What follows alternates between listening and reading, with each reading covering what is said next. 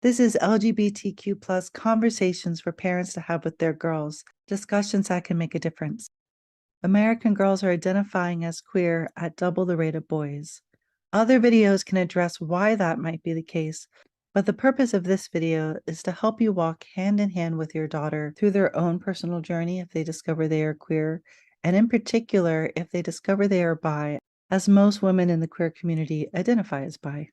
Why does it matter that we have compassionate conversations with them now? One reason is that the more our girls are wondering if they're bi, wanting to discover if they're bi, without compassionate conversation, they might feel the only way or the best way to explore the truth behind it is to begin dating other people, possibly to become sexually involved with men or women or both. And exploring sexuality now can harm lifelong friendships and current friendships. In the past, if you made friends in high school, they would often show up in your wedding. You still might be calling them every now and then. You can hold on to middle school and high school friends and college friends for a very long time. But if you date a girl from among a group of your girlfriends and there's a split up, sometimes that can split up the group. Maybe sometimes all the girls in the group sides with the other girl, and now she has both been rejected by someone she loved and all of her friends at the same time. So if your daughter comes to you and she expresses that she's bi or wondering if she might be bi, have a compassionate conversation with your daughter. Let's find a way to have circles and circles of friendships because no matter who you decide to marry in this life, you're going to want to have lifelong friendships.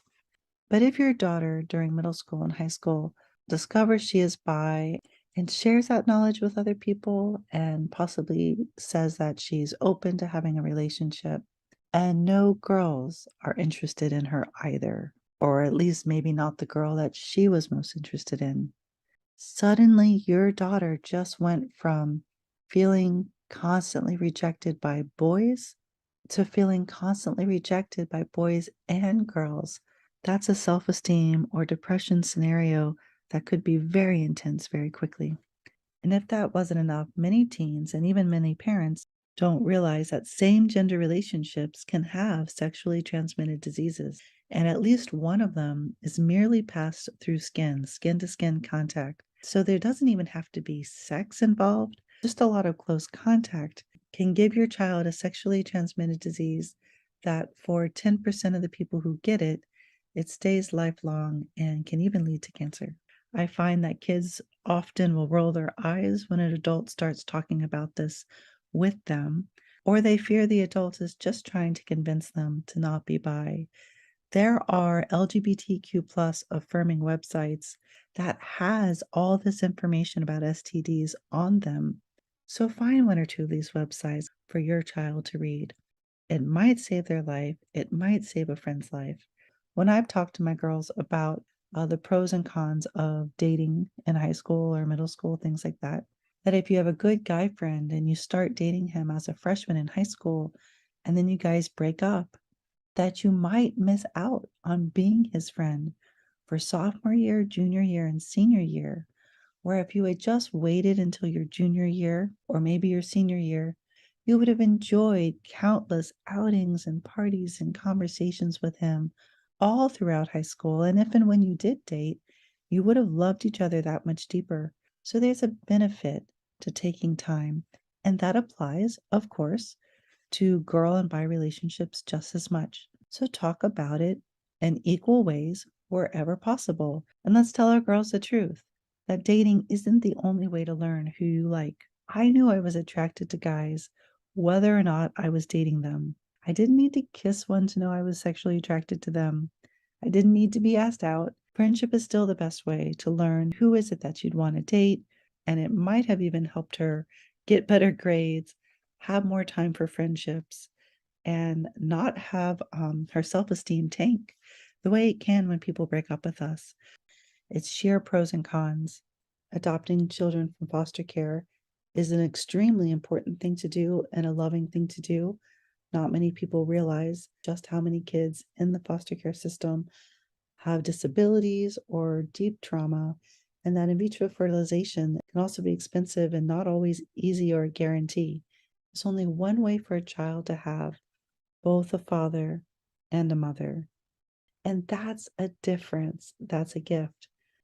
And speaking of gifts, one of the greatest gifts an opposite gendered relationship can give anybody on this planet is half of the world's population. If there's a straight couple, every time the man goes out and hangs out with just his guy friends, the wife is not at all worried he's going to suddenly fall in love with one of his guy friends. And when she goes out with her girlfriends for lunch or to a movie or what have you, he's not worried she's going to fall in love with that other woman. It's win-win to the couple when they have each other and well-maintained friends that support them on both sides. That is a beautiful, beautiful aspect of a straight relationship. If someone comes up to me with my husband standing right next to me and they compliment my outfit, or they say I've lost weight, or they like my haircut, my husband doesn't get jealous. But if I was married to a woman and whenever we were standing together, people would very often compliment her, and I was just noticeably always not getting that attention, it would be much harder, I think, to not feel a sense of comparison or jealousy or even competition. It would just hit a little differently. The most tragic example that I can think of, that if a same gendered bi couple was to adopt or birth their own children, and one day that child, whenever they would fall and scrape their knee, there was only ever one parent that they would want to run to. Or when it was story time, there was always one parent that they chose. Every married couple loves it when their kids go off and have dad time. And then when kids go off and have mom time, it gives a relief, a break. It's a beautiful thing. It's a joy. It's a win-win. Rarely is it a comparison or competition scenario. And I think sometimes in a same gendered relationship, this could hurt.